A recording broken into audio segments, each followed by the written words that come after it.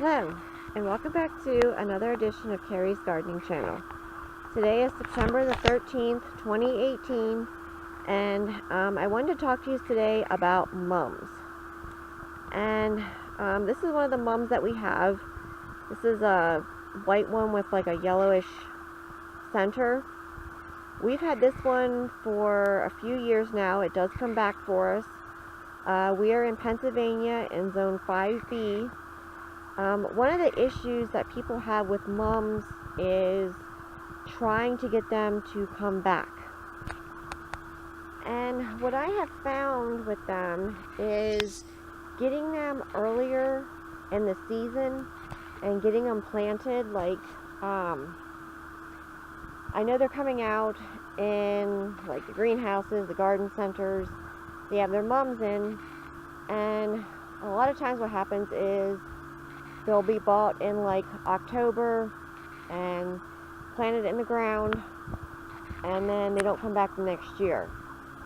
So what I found is getting them early in the fall season, getting them planted.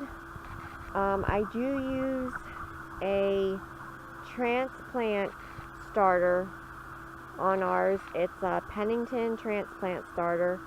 I will put a link down in the description for that.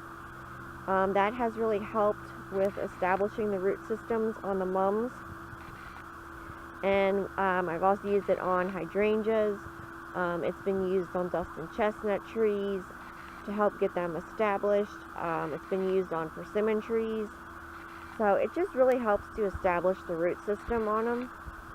And another thing is when you plant them, I recommend mulching them to try and keep them insulated more over the winter.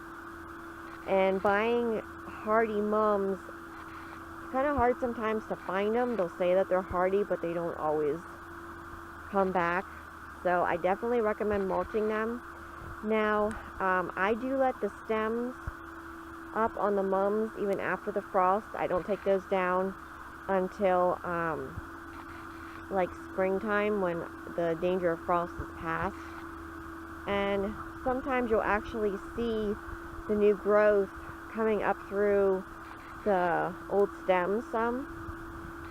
So we've actually had that happen already, where they started coming back before before the danger of frost and freeze was over.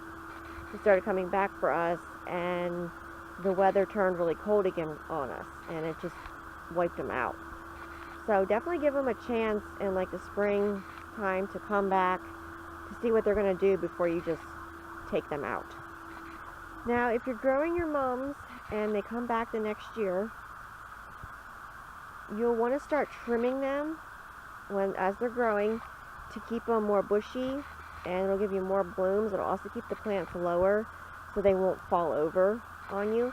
Now, you want to stop trimming them in July to make sure that they're flowering by your fall time. Unless, something strange would happen, where I think it was somewhere out west, they were getting snow the one day. So sometimes weather can turn on you pretty quick. I'm sure the people out there were not expecting to have snow. I think it was last month. So,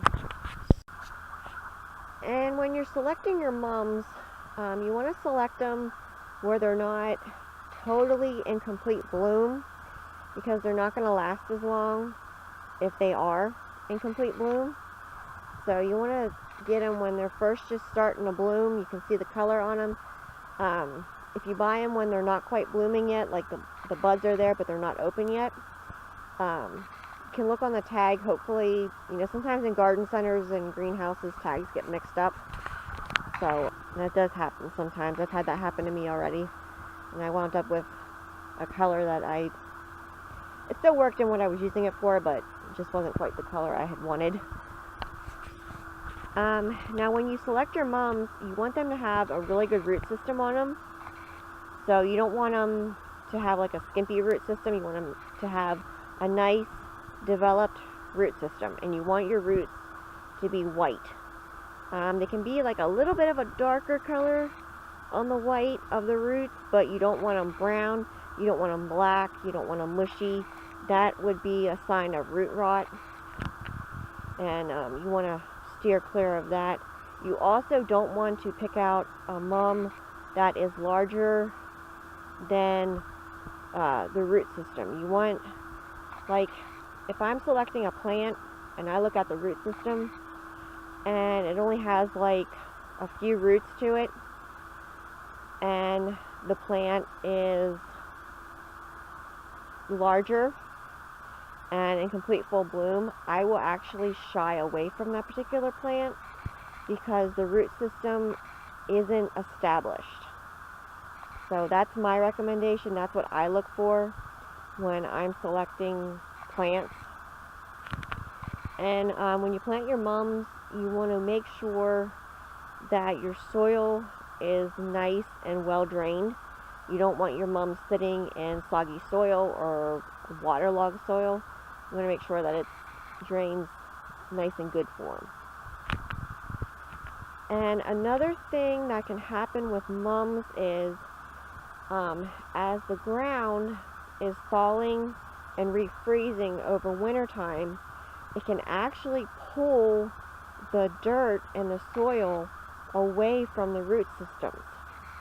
So that's something that you want to watch out for and like fill back in around it if you see that happening.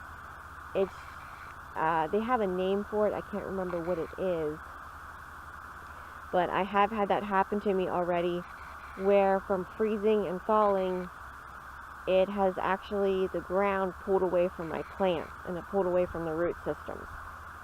So even though they were planted and they were okay when I put them in, just from what happens during the winter time and like spring, early spring, it's something you want to watch out for. So mums come in a wide range of different colors, and there are two different types of mums.